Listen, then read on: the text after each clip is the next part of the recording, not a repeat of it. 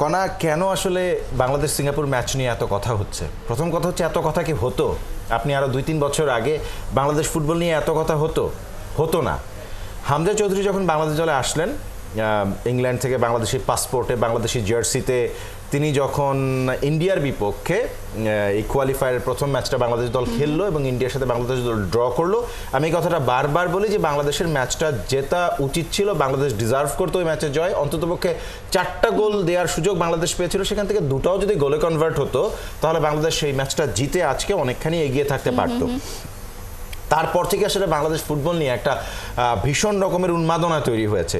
একটা আশার যে শেষ আলো, সেই আলোটা হঠাৎ করে বড় আকারে জ্বলা শুরু করেছে। আপনি সমিত সুমের কথা বললেন, তিনি আজকে দলে এসেছেন, কানাডিয়ান ন্যাশনাল টিমের হয়ে 2টা ম্যাচ তিনি খেলেছেন, কানাডিয়ান লিগে খেলেন, professional footballer, very good physique, মানে একজন প্রপার ফুটবল অ্যাথলিট আমরা যেভাবে চিন্তা করি তিনি ওই রকমেরই একজন। হামজা আছে দলে, সমিত এসছেন, সমিত আজকে মাত্রই একটা জেট ল্যাগ তার থাকবে, তিনি খেলতে পারবেন কিনা মেবি আজকের ম্যাচে ভুটানের বিপক্ষে সমিত সোমকে আমরা হয়তো মাঠে নাও দেখতে পারি।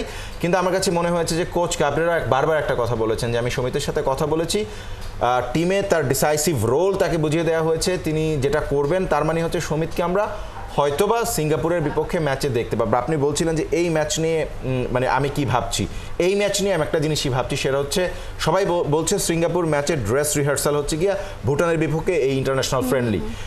শুধুমাত্র ভুটানের বিপক্ষে ইন্টারন্যাশনাল ফ্রেন্ডলি ড্রেস রিহার্সাল না, ভুটান ফিফা র্যাঙ্কিংয়ে আমাদের এক ধাপ উপরে। সবশেষ যে 2টা ম্যাচ আমরা ভুটানের বিপক্ষে খেলেছি সেখানে আমরা একটা জিতেছি, ভুটান একটা জিতেছে। সুতরাং ভুটানের বিপক্ষে এই ম্যাচ শুধুমাত্র বাজিয়ে দেখতে গিয়ে হেরে যাওয়ার চান্সেসও কিন্তু খুব একটা মানে ভালো বাংলাদেশের জন্য সুখকর কিছু নিয়ে আসবে না।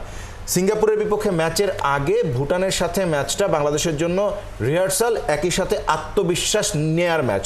কারণ এই ম্যাচ যদি আপনি জিতে যান তাহলে সিঙ্গাপুরের বিপক্ষে আপনি যে বাড়তি আত্মবিশ্বাস নিয়ে নামতে পারবেন, সেটা সিঙ্গাপুরের বিপক্ষে বাংলাদেশ দলকে কিছুটা এগিয়ে রাখবে।